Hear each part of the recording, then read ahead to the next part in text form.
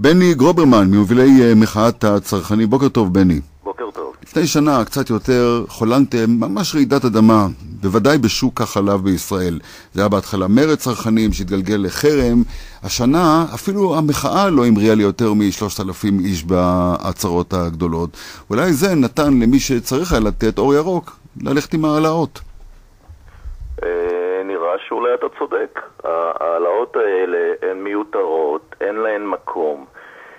עובדתית, אומנם יש עליית מחירי סחורות בעולם, אבל זה אחרי ירידות דרמטיות שהיו ב-2009-2010. שמהם לא נהנינו אותו. בוודאי שלא, אני יכול לתת לך קצת עובדות. מחירי החיטה בעולם, שהיום מהווים סיבה להזניק מחירי מוצרים כמו לחם, ירדו בשנים 2009-2010 למחירים של שנת 2005-2006. זאת אומרת, כשאתה בוחן את מחירי הלחם, מה קרה להם ב-2009-2010, הם יקרים מ-2005-2006. זאת אומרת, נקבע לנו רף גבוה שממנו ממשיכים לעלות מחירים. אזרחי ישראל מעולם לא נהנו מהוזלות הקיימות בעולם.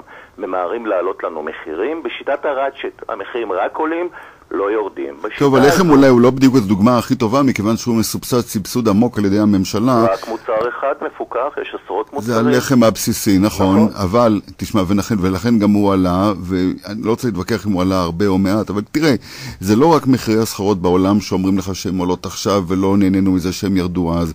הנה, שמעת עכשיו בדיווח, המלחמה בסוריה, מחיר הדולר, עליית המע"מ, ואתה יודע מה, גם תקציב הביטחון, זה על חשבון זה, אין ברירה. תראה, אומרים לנו, תמיד יש סיבה למסיבה. ממציאים לנו את הסיבות שמסבירים את הדברים. מחירי המזון בישראל הם אולי מהגבוהים בעולם. אולי רק יפן מתחרה בנו. אין לזה שום הצדקה. מחירי המזון בישראל מהווים לכל משפחה במעמד הביניים. היום כשליש מהכנסתה מוצעת על מחירי המזון. הם כבדים בדיוק כמו מחירי דיור. ובישראל יש יוקר מחיה במזון גבוה, בלתי נסבל, בלתי הגיוני ביחס למדינות המפותחות ביותר. ראה ועדת קדמי קבעה, לאחר המחאה הוקמה ועדה, עבדה שנה וקבעה שעד 2006 היינו זולים ב-20% ממדינות OECD, היום אנחנו יקרים ב-20% ממדינות OECD. זה אומר התייקרות של 50% במוצר בסיסי כמו מזון. לא ייתכן, מישהו צריך להתערב ולשים סוף פסוק לעניין הזה. איך? כמו שהצענו בוועדת קדמי. אנחנו כאזרחים ניגשנו לוועדה, ולאחר שקראנו את ההמלצות, בעיון רב, 120 דפים של דוח אקדמי מעולה. עכשיו השאלה, מה יעשו עם זה? אז הנה, אתה רואה את התשובה. אמנם לא קבעו לך מחירים סופיים, אבל אומרים לך, קח שבועיים מהיום, 1 בספטמבר, זה עולה. אני שואל אותך באמת, מה תעשו עד 1 בספטמבר, בני? תראה, היכולת היחידה של האזרח היא בעצם להתנגד. קודם כל, האזרחים הוכיחו השנה בגרות. הם הבינו שהבעיה היא לא רק בשכר, אלא כל שכר שאנחנו נקבל, ימצא מישהו ידע לשאוב אותו. לא, אתה לא תוכל לחזור על מה שעשיתם שנה שעברה. אתה לא יכול רגע לפני החגים לעשות שוב חרם על כל מוצרי היסוד. אני אציין משהו. אנשים שוכחים שיחד עם הקוטג' שהייתה גם גבינה לבנה שעלתה 7.80. היא נמכרת היום ב-6.30. זאת אומרת, האזרחים הוכיחו בגרות, הבינו את הרמז בצד השני, חלק מהמוצרים ירדו, המחירים ירדו. פשוט האזרחים צריכים להקטין צריכה ולהוכיח ברגליים ובארנק שהם מסוגלים להתנגד. אני שואל, מה אתם, מובילי המאבק, אחרי שראינו, ונגיד עוד פעם, המחאה לא ממש התרוממה, יש שבועיים עד העלאות, מה אתם עומדים לעשות? אנחנו ממשיכים ללחוץ בצינורות של הרגולציה, לבדוק לאן זה מתקדם.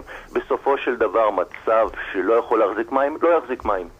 אזרחי ישראל לא יוכלו להמשיך בשכר שהוא נמוך ב-30% מהשכר המקובל באירופה, לשלם מחירים גבוהים ב-50%. זה פשוט לא יחזיק מים. עובדתית היום אתה רואה את התוצאות בשנה האחרונה. המיסוי במדינה שלנו, המיסוי העקיף, המיסים עולים על ההכנסות ממיסוי על עבודה.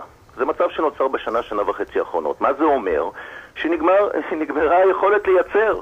האזרחים פשוט מוציאים את כל מה שהם יכולים על מחיה בסיסית, ובזה הכל נגמר. אם המצב הזה לא ישתנה, אם מישהו לא ירד לו הסימון סוף סוף, שצריך לטפל בריכוזיות הזו שגורמת פה למחירים שאין להם אח ורע בעולם, הדברים יהיו גרועים יותר ויותר, והדרך היחידה להתמודד עם זה, זה לגרום לשלטונות להבין שצריך לפעול